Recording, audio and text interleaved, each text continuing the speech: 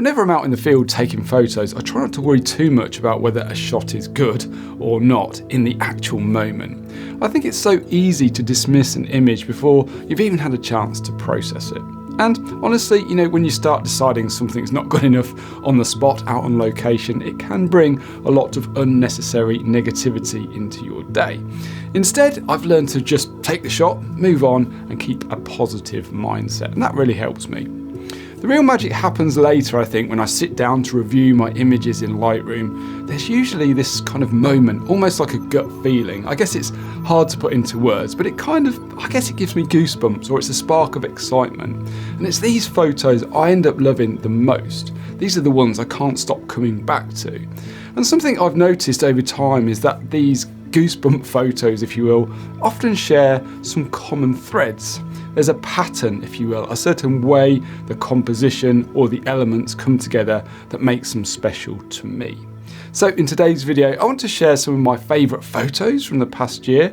I'd like to break down what makes them stand out to me and explore the techniques behind them. To start, I want to say this isn't about striving for perfection or following strict rules. It's more about understanding what makes an image resonate on a personal level.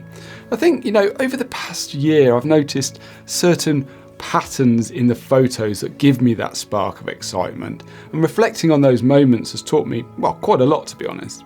Of course, this is all subjective, isn't it? There's no right or wrong way to take a photo. This is just what speaks to me as a landscape photographer and what I find captivating. But hopefully, this may serve as some inspiration for you, and hopefully there'll be some takeaways as well.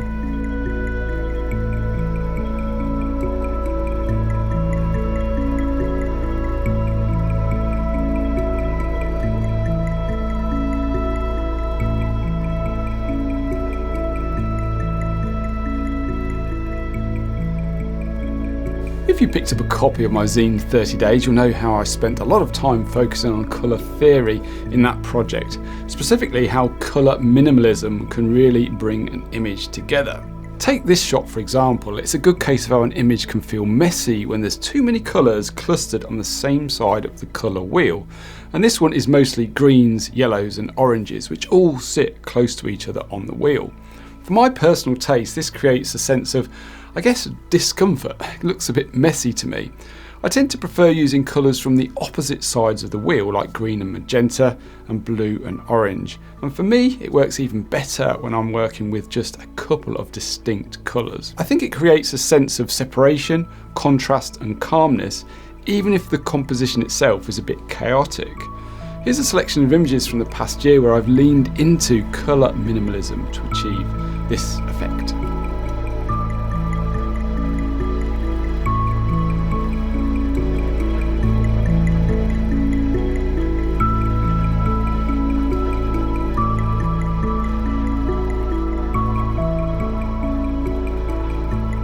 The next common theme I noticed while picking my favourite photos from the past year is simplicity.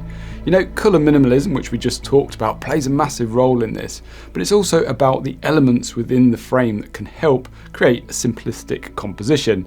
And I found that a less is more approach works really well for me, and I'm often drawn to images with just one main subject and a couple of supporting elements. And there's something so satisfying to me when I keep things clean and focused on that one subject. Here's a few examples.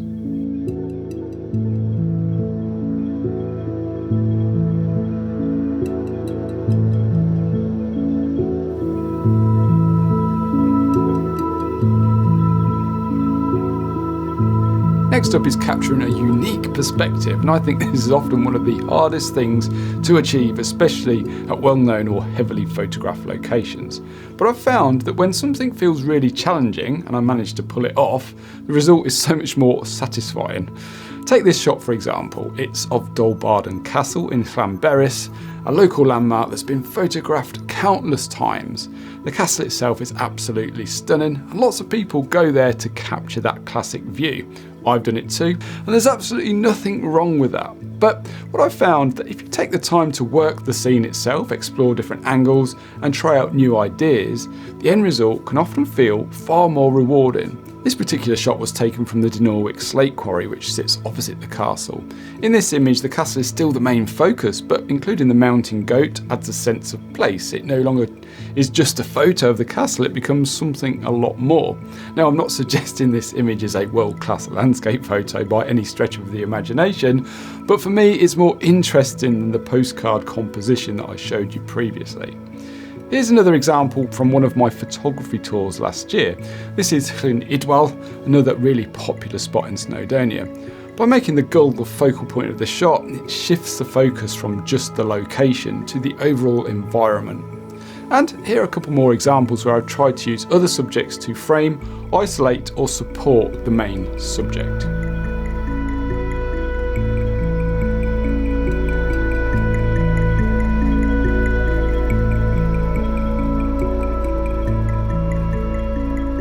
One thing almost all of the images I've selected as my favourites have in common is that they capture a fleeting moment.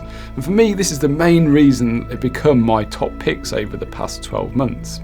These moments can take many forms. For example, in this shot, the flock of gulls gives the feeling of a storm passing overhead, or in this one, a snow cloud looms dramatically over the landscape, giving a sense of foreboding. Then there's this image where the light is just perfect for a brief second. And what I love about these moments is that they feel completely unique, something that can't ever be replicated. It's a fraction of a second captured, something you can only see again by looking at the photo. Of course, you could say that about any photo, but for me it's these fleeting moments of light or weather that feel the most special. And I think it comes back to what I mentioned earlier.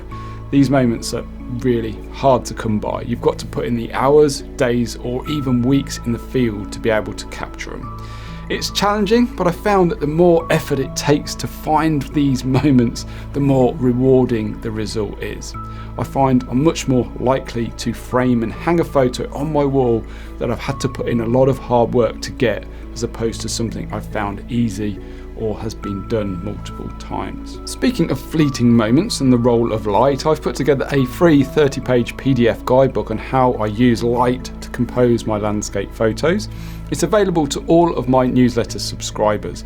Now, the newsletter goes out every Thursday and it's a behind the scenes insight, if you will. It's got tips and tricks and updates about videos, blog posts and workshops. So if you'd like to join that, there's a link in the description and you can get your 30-page PDF guidebook, Light in the Landscape, for free as well. But going back to what I was saying about effort and time in the field, for context, last year I took 12,328 landscape photos.